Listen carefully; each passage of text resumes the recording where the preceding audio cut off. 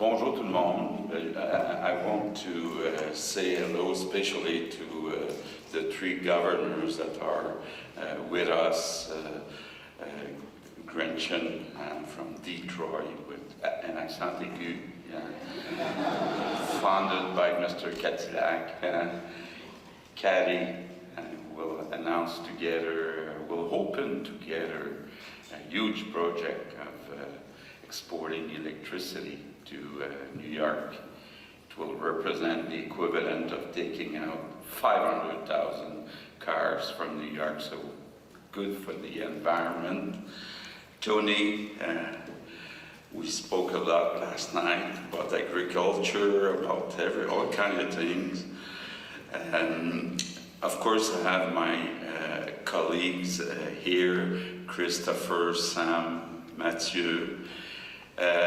I don't want to, I know if I start telling God and all the other ones, I will not have time for my speech, so welcome. I'm very happy to be here, representatives of the 8 states and also of Ontario. I know that Doug will be here tomorrow. Donc, bonjour tout le monde. Je suis très heureux de vous accueillir. Je suis en train de me dire que j'ai oublié mes lunettes. Stavros, si tu trouves mes lunettes. Je suis capable de me débrouiller quand même, là. Oui, je suis très content de vous accueillir à Québec. Comme je l'expliquais hier soir lors de notre souper, c'est un peu ici que tout a commencé. Donc, pour l'Amérique du Nord, avec Champlain, 1608. Donc, évidemment, il y a beaucoup d'histoires à Québec, mais aussi, c'est une des plus belles villes. Puis là, j'exagère pas quand je dis ça. Comme ancien président d'Air Transat, j'en ai visité beaucoup de villes. Bon, il y a peut-être Victoria en Colombie-Britannique qui n'est pas là, d'Édimbourg en Écosse qui n'est pas là. Mais honnêtement, la plus belle ville, c'est la ville de Québec. Donc, je suis content qu'on ait fait ça ici. Je sais qu'il y a plusieurs d'entre vous qui sont plus habitués d'aller à Montréal, mais là, d'être ici à Québec, ben d'abord, ça rend fier les gens de Québec. Hein? Vous va être d'accord avec moi. Et la ville de Québec a été choisie au début pour son endroit stratégique. Si vous avez eu la chance d'aller de l'autre côté puis regarder le fleuve, ben c'est bien placé pour se défendre quand il y avait à l'époque des bateaux qui attaquaient. Donc, et puis, merci Stavros. Et puis, ben, le fleuve, c'est important pour nous autres. On est regroupés aujourd'hui parce que ce fleuve, il part des Grands Lacs. Mais ce fleuve, c'est à la fois une voie de transport, c'est à la fois une source d'eau potable, mais c'est aussi une source de beauté et de fierté pour le Québec. So, this majestic river has its source in the Great Lakes, and thus its health also depends on the health of the Great Lakes. So we are committed to work together for the future. I know that some states, more in the south of the United States, they look jealously at this water we have. So we share Great Lakes and St. Lawrence River, but we also share a great economic partnership. And I cannot not speak about what's happening, unfortunately, right now with the tariffs that were put in place. I think it's not good for us, but it's not good for the United States. And of course, I had the chance last night to have all kinds of discussions, but we'll have to take strategic decisions soon about different subjects like defense, like critical minerals. With who do we invest in those, and with what's happening, especially in Europe, with Russia, even eventually maybe with China. All countries, including Canada, will invest a lot in defense. So with who do we invest? With who will we be partners? So the rise of China and Russian aggression in Europe are forcing NATO countries to increase their defense investment. It's true for Canada, but it's true also for Europe. And I was speaking about the start of North America, the start of Quebec City. As you know, and as you can hear from my accent, we're from France. And so we'll have to take decision. Do we partner with Europe, with France, with Germany, with UK, or with the United States?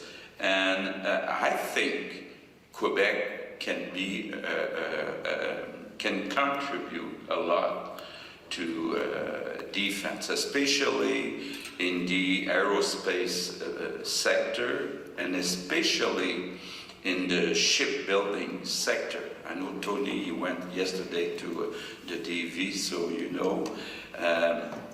Let's start by the aerospace sector.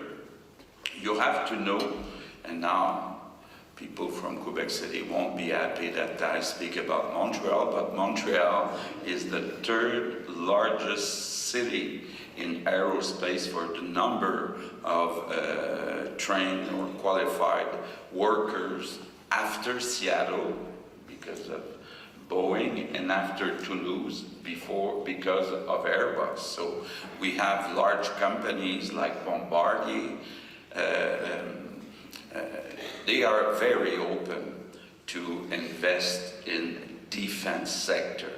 And of course, an aircraft is an aircraft. We all work on the development of drones, so it's important to see how will we invest. Same thing with shipbuilding. I mentioned earlier the strategic location of Quebec City, but on the other side of the river, there's a fantastic company that existed since 2 centuries, the DV shipyard.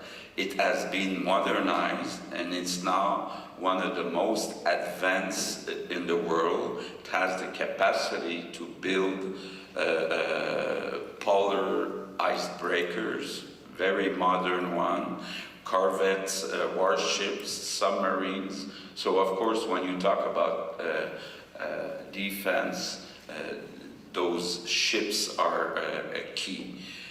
Of course, we have to talk also about critical minerals. Let's talk a few seconds about aluminum. As you know, Quebec is the largest producer of aluminum in North America by far.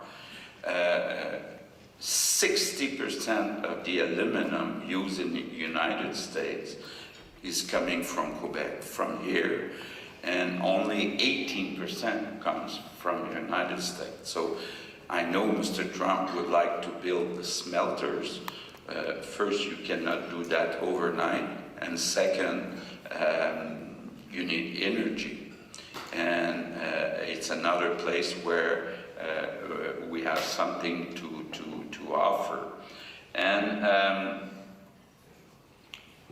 when we talk about strategic critical minerals, I think that the United States and Canada cannot depend on China, and which dominates the production. So we really need to replace, Canada needs to replace China as a trusted partner for production of critical minerals like rare earth, graphite, lithium, copper, nickel, all critical minerals that are ready in the mining business to be invested in. Of course, we're talking about billions to be invested, but eventually means you have access to those minerals. But again, the big elephant in the room is the uncertainty about the relationship between Canada and the United States. So we really need to know where we'll be in 1 year, in 2 years, in 4 years, in 10 years. I know that we had a good supper with the Democrats, governors, but we all worry about where we'll be in the future.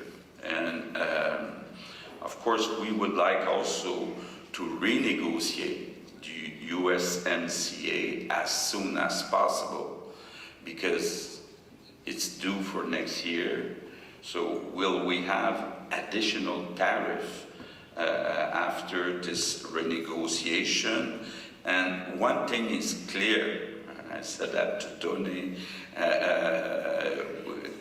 we cannot make any compromise on supply management for dairy products. We want to keep small farms in Quebec. We have a very large territories. We don't give them any grant, but we need to keep the system the way it is. And of course, again, you can hear that we have to protect our language. We're a few millions in an ocean of hundreds of millions of Anglophones, so we need to protect French. So when we talk about what's written on different products, it has to be bilingual. I know Mr. Trump doesn't like that, but we need that. Un autre grand défi de notre siècle, bien sûr, c'est les changements climatiques, la transition énergétique. On a la chance au Québec de disposer d'un très grand potentiel d'énergie verte. On est le seul État avec la Norvège où plus que la moitié de l'énergie qui est consommée est de l'énergie renouvelable. Je pense que même si avec M. Trump ça risque d'être retardé de quelques années, tôt ou tard, on devra électrifier nos économies. On devra aller vers l'électricité verte. Et on a actuellement un plan de 200 milliards de dollars pour investir dans le rehaussement des centrales qu'on a hydroélectriques, investir dans l'éolien, investir avec Terre-Neuve. Donc, c'est quand même pas rien, 200 milliards. Puis on va aller plus loin. Ça, c'est le plan pour les 10 prochaines années. Mais on veut aller plus loin pour 2050. Et bien, comme je le disais tantôt, très hâte d'inaugurer. On a déjà des contrats avec moins de volume avec le Massachusetts et New York. Mais là, la ligne qu'on va inaugurer ce printemps, qui va être d'ailleurs bidirectionnelle. Et puis, Cathy m'expliquait qu'elle a réussi à développer son wind power, incluant celui qui est dans l'eau. Hein, pas simple toujours, mais on va être capable de s'échanger de l'électricité, d'optimiser finalement l'utilisation de l'électricité. C'est la clé. Je pense que les prochaines décennies vont être les décennies de l'énergie. On va chercher de l'énergie, entre autres pour les centres de données. On parle beaucoup actuellement d'intelligence artificielle. Bien, pour propulser l'intelligence artificielle, ça prend les centres de données. Puis les centres de données prennent beaucoup d'énergie. So, when we look at the needs of the digital economy, artificial intelligence, we can easily imagine the explosion in demand. It's an opportunity to further strengthen our ties in energy exchanges and to benefit from the economic boom that will follow. So we're all very aware of the enormous economic and social potential of artificial intelligence, but without electricity, there's no AI. In closing, unfortunately, in the current context of trade tensions, Canada and Quebec also have to consider diversifying our exchanges, be less dependent from United States, but that said, geography will not change. The St. Lawrence and the Great Lakes will continue to be interdependent, and in the long term, beyond temporary evals, the only way forward is to always strengthen our ties and collaboration. Merci beaucoup.